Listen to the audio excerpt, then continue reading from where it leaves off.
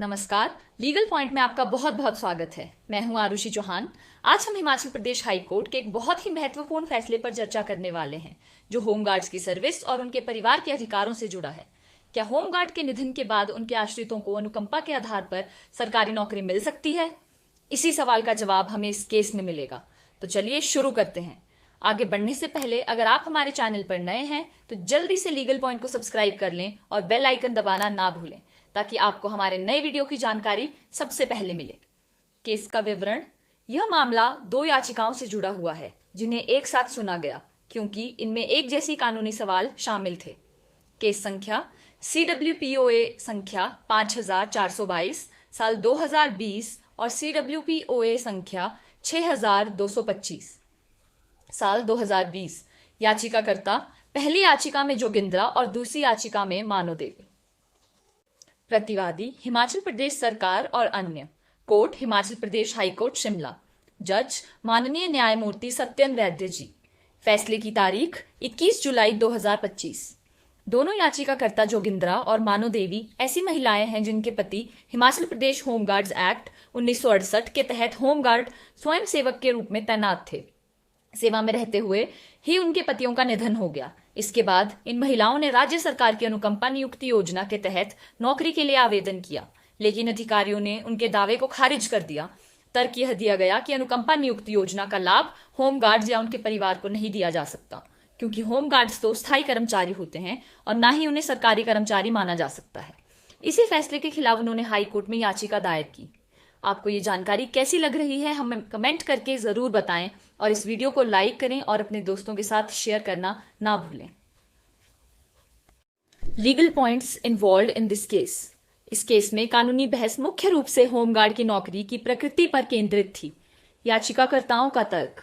याचिकाकर्ताओं के वकील ने दलील दी कि हिमाचल प्रदेश होमगार्ड्स एक्ट या उसके नियमों में ऐसा कहीं नहीं लिखा है कि अनुकंपा नियुक्ति योजना होमगार्ड्स पर लागू नहीं होगी। उन्होंने झारखंड हाई कोर्ट के चंदा देवी बनाम झारखंड राज्य केस का हवाला दिया, जिसमें कहा गया था कि समान परिस्थितियों में होमगार्ड के आश्रितों को अनुकंपा नियुक्ति का लाभ दिया जाएगा। सरकार का तर्क।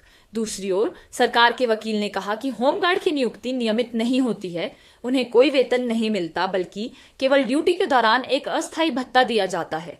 उन्होंने सुप्रीम कोर्ट के गृह रक्षक होमगार्ड्स वेलफेयर एसोसिएशन बनाम हिमाचल प्रदेश राज्य 2015 के फैसले का हवाला दिया, जिसमें होमगार्ड्स की सेवाओं को नियमित करने की मांग को खारिज कर दिया गया था।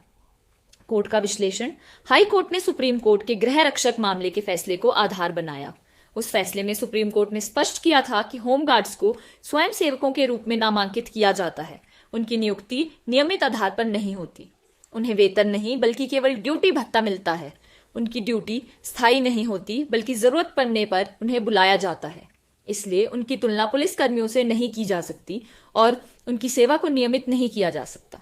इसी आधार पर हाई कोर्ट ने माना कि जब होमगार्ड की नौकरी खुद ही अस्थायी और स्वैच्छिक प्रकृति की है, तो उसके आश्रित एक स्थायी नौकरी का दावा कैसे कर सकते हैं?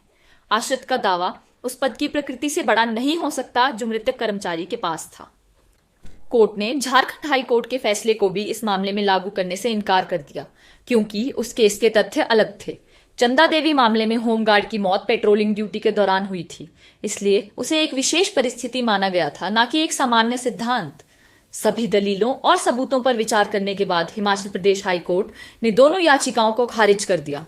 कोर्ट ने फैसला सुनाया कि याचिकाकर्ताओं का दावा कानूनी रूप से टिकने योग्य नहीं है, क्योंकि होमगार्ड की नौकरी की अस्थायी प्रकृति को देखते हुए उनके आश्रितों को राज्य की अनुकंपा नियुक्ति योजना का लाभ नहीं दिया जा सकता। तो दोस्तों, इस फैसले से यह स्पष्ट होता है कि होमगार्ड को सरकारी कर्मचारी नहीं माना जाता है और उनके आश्रित अनुकंपा के आधार पर नौकरी का दावा नहीं कर सकते हैं। आपको आज का ये वीडियो कैसा लगा हमें कमेंट सेक्शन में जरूर बताएं। लीगल पॉइंट को सब्सक्राइब करें, वीडियो को लाइक करें और शेयर करें, और कानूनी जानकारी के लिए हमारे साथ बने रहें। नमस्कार।